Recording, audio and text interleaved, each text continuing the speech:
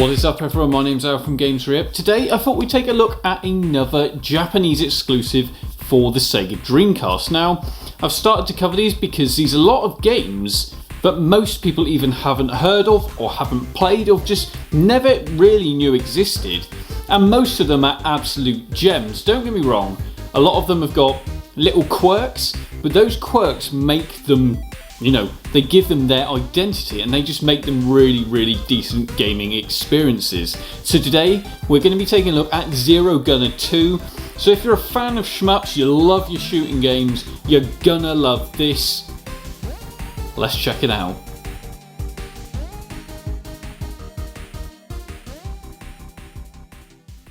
So here we go guys, this is it. This is Zero Gunner 2 for the Sega Dreamcast. Yeah, this is a sequel to Zero Gunner, which, as you may not already know, was an arcade game. And an arcade game that was so good that it spawned a sequel, Zero Gunner 2. Now you can clearly see what this is. This is a shmup, and a shmup we did not get on the Dreamcast over in Europe or anywhere else apart from Japan. This is a Japanese exclusive for the Sega Dreamcast, that is. Now you can get it on the Psycho collection for the Switch, which I would actually recommend getting because there's some decent games in that collection. But if you've got a spare wad of cash and a Japanese Dreamcast, go out and get this. You're going to see why. Now at the start you get a choice of 3 helicopters, the Comanche, the Apache and the Hakume. So you do get a different choice. Most of them don't really have a massive difference in sort of shooting styles or even any really style. Well, from what I've seen anyway. So yeah, I kind of just went for the one that looked the coolest. So on to the actual gameplay. As you can see, this is a shmup, but a shmup with a difference. And that means you've basically, the thing that really does set this apart is there's a button to kind of turn your helicopter in a certain direction. You press it when you see enemies coming from multiple directions, that's right. And basically it does mean you can then obviously shoot in a different direction, different trajectory, because this game is constantly moving paths. This isn't just a standard go up, go down, go left, go right. It's coming from all directions. This is a multi-directional shmup, which there aren't many of.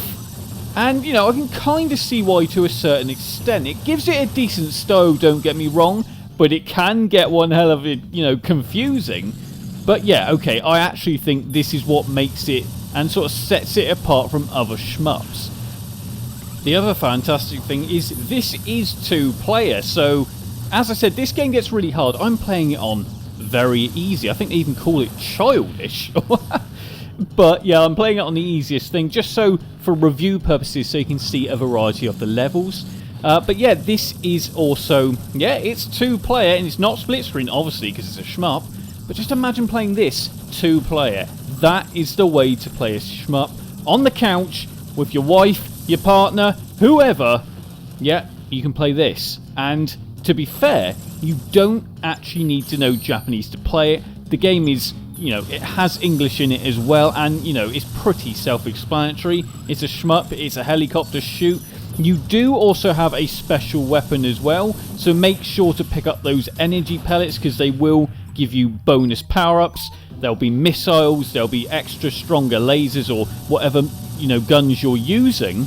So make sure to pick those up along the way. The other thing is you obviously collect these little green, I don't know what you call them, little flying diamonds, which do add to your point tally. I don't seem to see that they really do much more than that from what I can tell. But, it just adds another fun element. If you're trying to beat each other's score, get a high score, then that element is in the game as well. Now, each game has 7 stages. Now, on the end of each stage is a boss fight.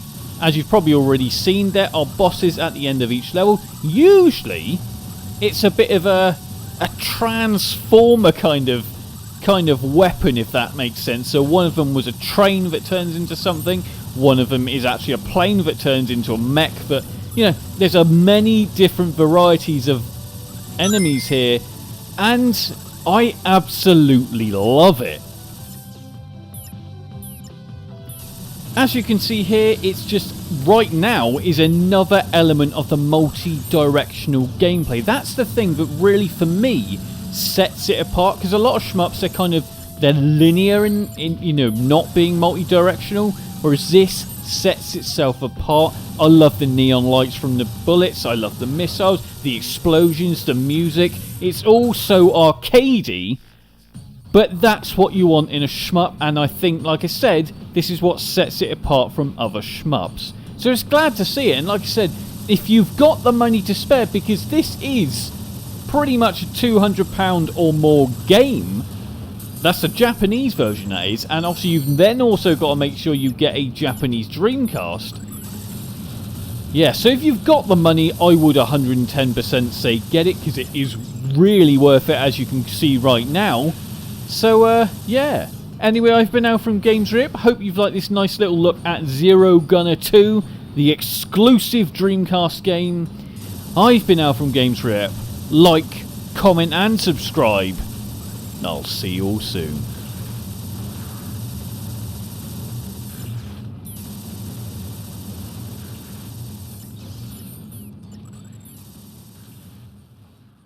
You can now support the channel on patreon.com/GamesRip, as well as remember to like, comment and subscribe.